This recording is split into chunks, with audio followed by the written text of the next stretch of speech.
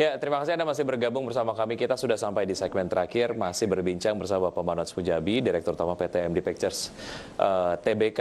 Pak Manoj, mengenai penerapan protokol kesehatan di bioskop, ini yang menentukan ataupun mungkin mengharuskan di bioskop sendiri pada saat pemutaran, satu kali pemutaran film misalnya, itu tidak bisa 100%, hanya 40 sampai dengan 50%. Artinya ini juga akan, ya beberapa kemudian teori menyampaikan, ini berpengaruh terhadap jumlah penonton yang menikmati sebuah film dibandingkan kemudian dengan pada saat kondisi sebelum pandemi gitu. Enggak, Pak. Seperti apa Anda melihat ini, Pak Manoj? Enggak, itu belum tentu. Teori itu belum tentu. Jadi gini, seandainya kursi 200 rata-rata, 4 show atau 5 show, anggap 5 show lah, durasinya 90 menit, 100 menit, 5 show. Itu 5 show, 1.000 penonton. Sekarang jadi 500. Tapi Pak, kalau filmnya besar, dia bisa main di 2 layar, bisa main di 3 layar, bisa main di 4 layar. Jadi kalau film besar nggak rugi, belum tentu. Mungkin ruginya hanya 10, 20, 30%. Kalau penontonnya memang mau nonton, dia tetap akan nonton, tapi kebagi. Bioskop yang rugi mungkin lebih pihak bioskop, mereka yang suffer. Karena tadinya penontonnya bisa 100%, sekarang 50%. Tapi kan penonton itu mau nonton film A. Film A-nya kan tetap bisa dinonton di layar yang lain. Jadi film yang dibawa, yang nggak laku, itu lebih hancur. Film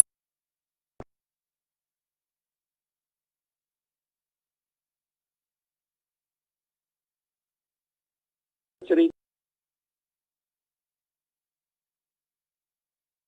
Lagi untuk memilih film-film yang akan ditayangkan di bioskop mereka, begitu ya, Pak Manoj? ya sudah pasti, saya akan selektif. Mungkin gini, bioskop nggak selektif dulu, mereka mainin dulu semua film. Ya karena kan kita nggak tahu film apa yang bakal jadi besar.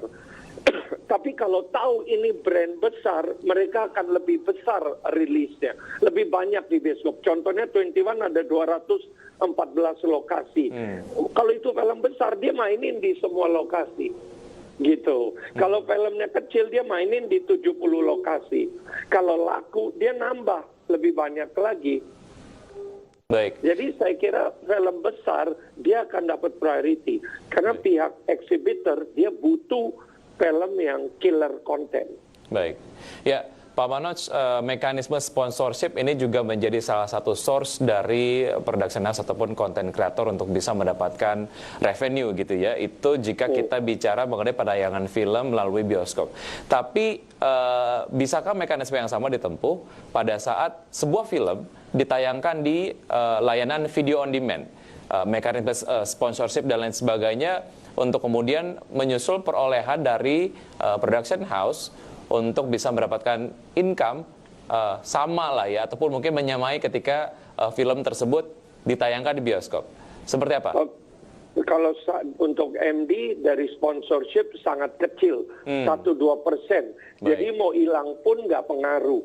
Ya. Dan sponsorship kan gini, mereka lihat dari eyeballs. Sekarang kalau mereka udah ada built-in di produk, mau tayang di bioskop atau tayang di OTT, kalau tetap eyeballs-nya tercapai, mereka tidak ada pengaruhnya. Balik lagi, mereka kan mau eyeballs. Kalau udah mau sponsor di film, kecuali dia ke bioskop langsung, iklan di bioskop, itu jelas, hitungannya lain. Ya mungkin itu pihak bioskop yang lebih tahu. Tapi dari pihak, kalau dari production house, dari film company adalah film studio, sponsorship mau masuk, kontennya mau ke OTT, asal eyeballsnya jutaan, no problem itu. Enggak, karena masih sangat, revenue-nya masih sangat kecil. Nggak jadi besar. MD nggak pernah tergantung terhadap sponsorship. Iya, Pak Manoj, dari sudut pandang konten kreator lah ya, keberadaan dari opsi distributor selain bioskop, ya itu ada OTT ataupun mungkin video on demand ini. Sejauh mana ini kemudian akan cukup menguatkan posisi konten kreator sendiri apalagi ketika bicara mengenai misalnya persaingan pada saat sebuah season di mana film-film Hollywood banyak sekali tayangkan di film-film di bioskop gitu. Sejauh mana opsi-opsi ini, opsi distribusi ini menguatkan posisi tawar lah dari content creator sendiri. Kalau Anda ngomong distributor bisa lebih jelas dari pihak apa. Jadi ada film Hollywood, ada film Indonesia. Gimana jadi bisa diulang? Baik, dari sisi content creator, artinya gini, ketika misalnya banyak film Hollywood, kita bicara mengenai market Indonesia lah ya. Ketika satu season film Hollywood banyak sekali ditayangkan di bioskop Indonesia secara porsi penayangan ataupun layar, misalnya film-film bioskop ataupun ya produksi PH di Indonesia porsinya agak lebih sedikit lah.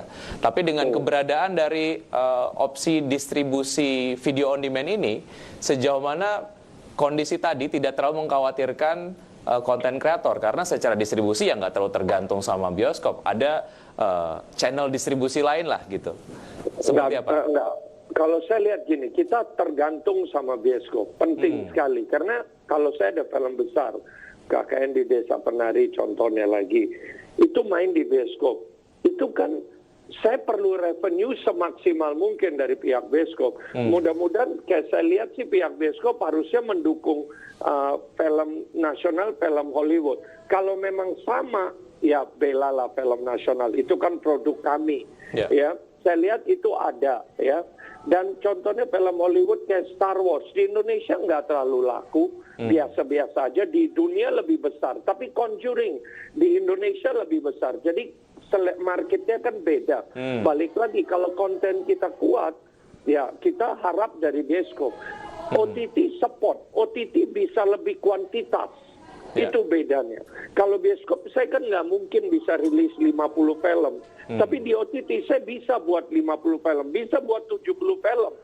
Seminggu 2 pun saya bisa. Asal karena nggak ada platformnya luas, nggak ada limitasi. Tapi kalau di bioskop seminggu paling 3 film, 4 film mentok, itu udah kebanyakan. Jadi untuk revenue dari bioskop sangat-sangat penting untuk film-film yang kami rilis. Artinya ini secara konten kreator sendiri melihat keberadaan dari bioskop dan juga VOD punya segmennya masing-masing dan cukup juga diprioritaskan dua-duanya begitu ya.